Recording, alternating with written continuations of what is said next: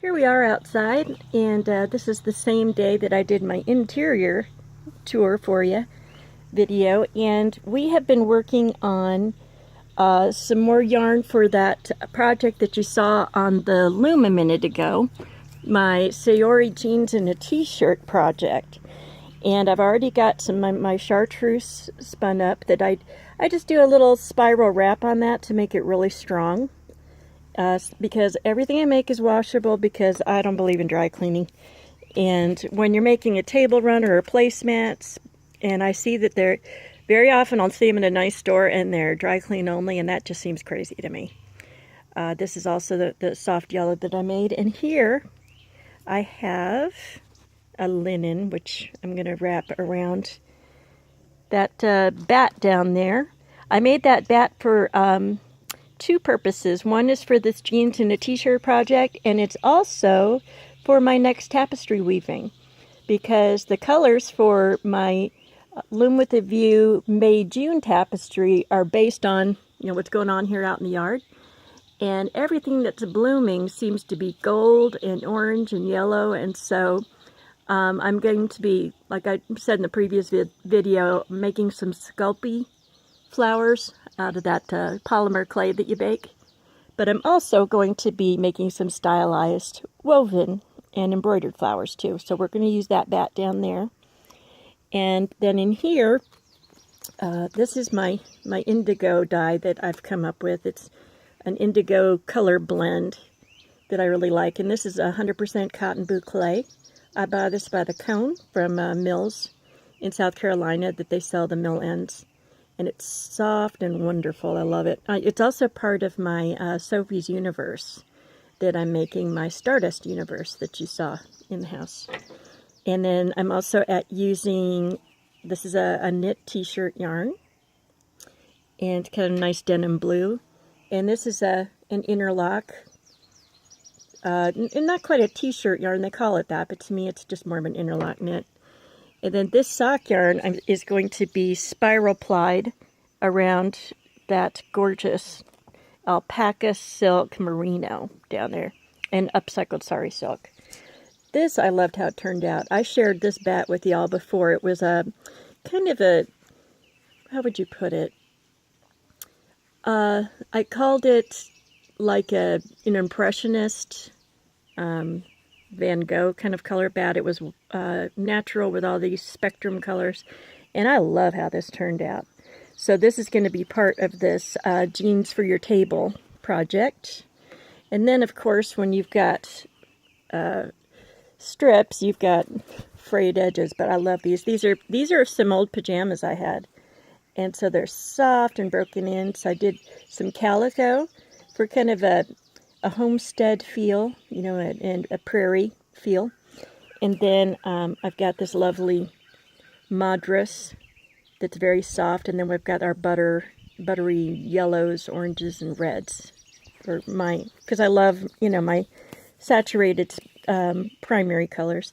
And then from some awesome jeans, I've made some kind of wide strips, but that's because the whole feel for this project, the jeans and a t-shirt, jean for your table, is a definite, it's got some texture to it. So it's not going to be tiny and skinny and small. It's going to have that saori feel. Then this is some stretch denim that's nice and deep indigo.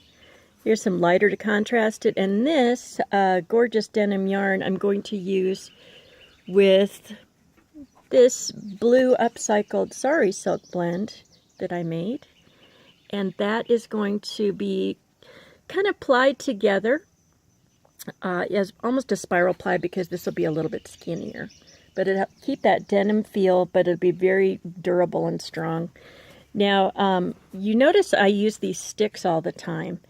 And I also use these little girl hair rubber bands, because they only work well once, but they're terrific for if you need a million little rubber bands, which hold my twist for me when I've got it wrapped around here. And the reason that I use these sticks so much is it keeps things from tangling, but also when I'm plying two together, I just drop one on either side of me and let it flip around on the floor, rather than taking all the time to wind it on very expensive wooden bobbins, spools are very expensive, about 30 bucks a piece for the jumbo flyer. And, you know, I get a whole package of these at Walmart, 50 of them, I think, for $2.47.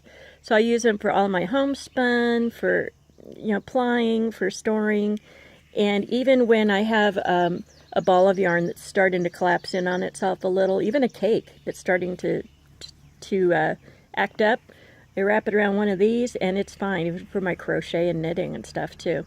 Also, I use them as little shuttles for weaving scarves. So they're fantastic. I really like them. So this is what I'm working on right now. And like I said, I'm purposely spinning for two purposes, for these particular colors, and also this this red down here.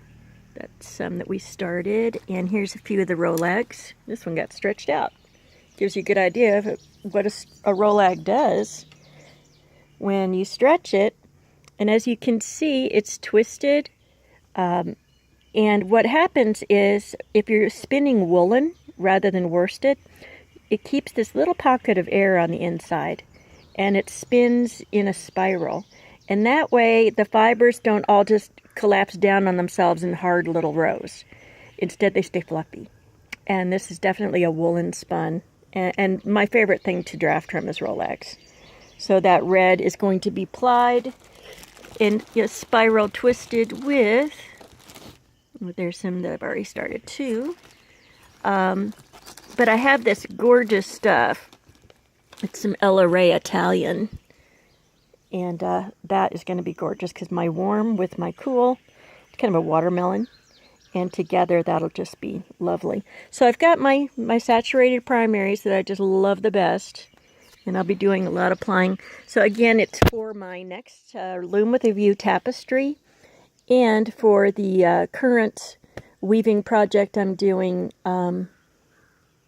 that's the table runners, the jeans and t-shirt for your table, the saori weaving. So that's what's going on right now. Today we painted, finished painting the coop, and the mesh is starting to go on, so it is almost done. Let's see if I can give you a quick view of that before we sign off.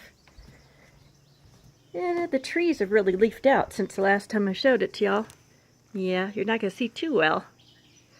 But the whole family worked on that earlier today. I was able to get the pain in my face down to a dull roar. I've got trigeminal neuralgia with my MS. And doctors have described that as a suicide pain. And so it's pretty heavy duty.